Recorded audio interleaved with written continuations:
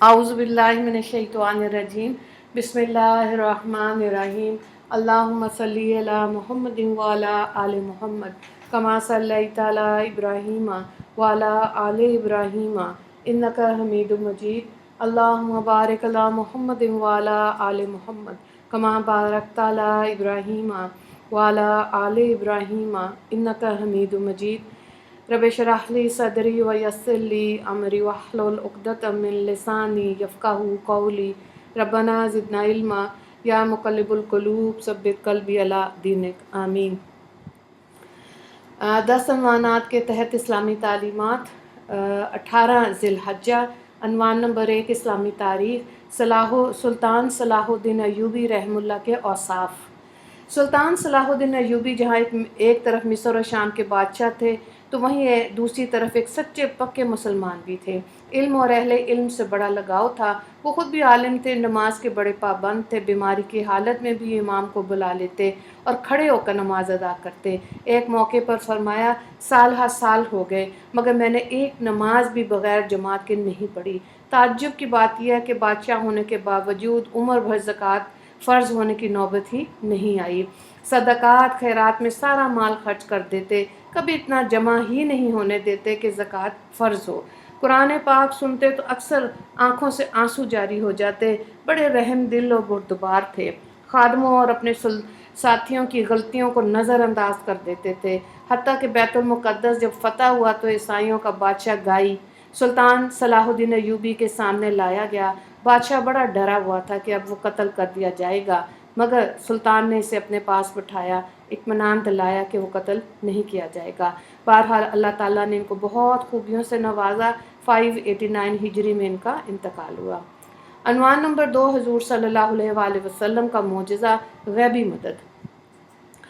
حضرت نافع رضی اللہ تعالیٰ عنہ سے بحقی کی روایت ہے کہ صحابہ کرام فرماتے ہیں، ہم ایک سفر میں اللہ کے رسول صلی اللہ علیہ وآلہ وسلم کے ساتھ 400 آدمی تھے۔ ہم لوگوں نے ایسی جگہ پڑاؤ ڈالا جہاں پینے کے لیے پانی نہیں تھا۔ ہم سب گھبرا گئے۔ اتنے میں ایک چھوٹی سی بکری اللہ کے رسول کے سامنے آ کر کھڑی ہو گئی۔ آپ صلی اللہ علیہ وآلہ وسلم نے اس کا دودھ دھویا اور پھر خوب سیر ہو کر پیا اور اپنے صحابہ رضی اللہ تعالیٰ عنہم کو بھی پلایا، حتیٰ کہ سب سیر ہو گئے۔ اس کے بعد اس بکری کو باندھ دیا گیا۔ صبح کو اٹھ کر دیکھا تو وہ بکری غائب تھی۔ حضور صلی اللہ علیہ وآلہ وسلم کو خبر پہنچائی گئی تو آپ صلی اللہ علیہ وآلہ وسلم نے فرمایا، جو خدا اس کو لایا تھا وہی اس کو لے گیا۔ عنوان نمبر 3 ایک فرض کے بارے میں، وراثت میں لڑکی کا حصہ۔ قرآن میں اللہ تعالیٰ فرماتا ہے، اللہ تعالیٰ تم کو ایسی اولاد کے حق میں حکم دیتا ہے کہ ایک لڑکے کا حصہ 2 لڑکیوں کے برابر ہے۔ سورہ نساء آیت نمبر 11۔ مفہوم یہ ہے کہ والدین کی وراثت میں لڑکے کے 2 حصے، لڑکی کا 1 حصہ ہوتا ہے جس کا ادا کرنا فرض ہے۔ عنوان نمبر 4 ایک سنت کے بارے میں، یعنی پرہیزگاری اور مالداری کی دعا۔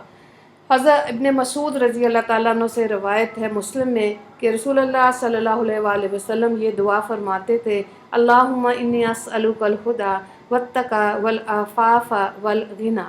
ترجمہ، اے اللہ میں تجھ سے ہدایت، تقوی، پاک دامنی اور مالداری کا سوال کرتا ہوں۔ عنوان نمبر 5 ایک اہم عمل کی فضیلت، یعنی دعا کرنا بیکار نہیں۔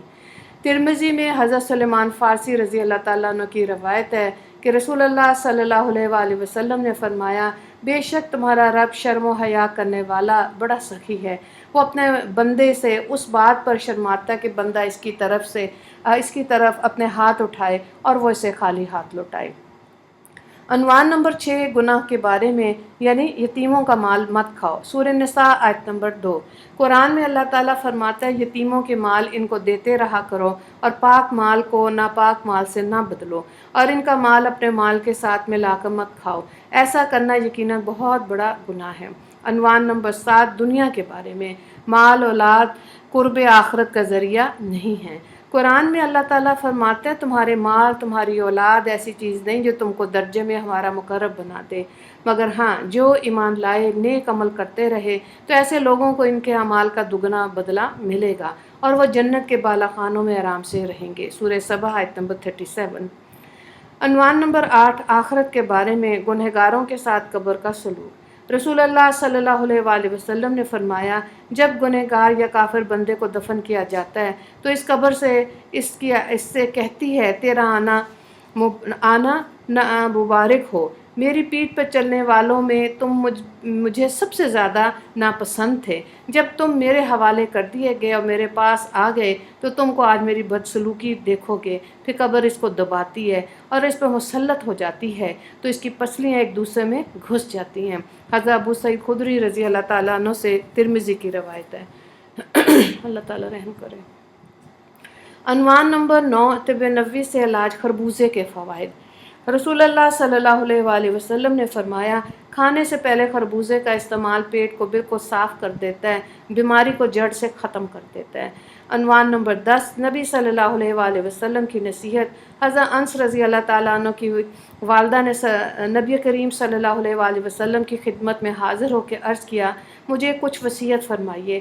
آپ صلی اللہ علیہ وآلہ وسلم نے ارشاد فرمایا، گناہوں کو چھوڑ دینا بہترین ہجرت ہے، فرائض کی حفاظت کرنا بہترین جہاد ہے، اور ذکر الہی بکثرت کرتی رہو، اس لیے کہ تم اللہ کے یہاں اس سے زیادہ محبوب چیز لے کر نہیں آ سکتی۔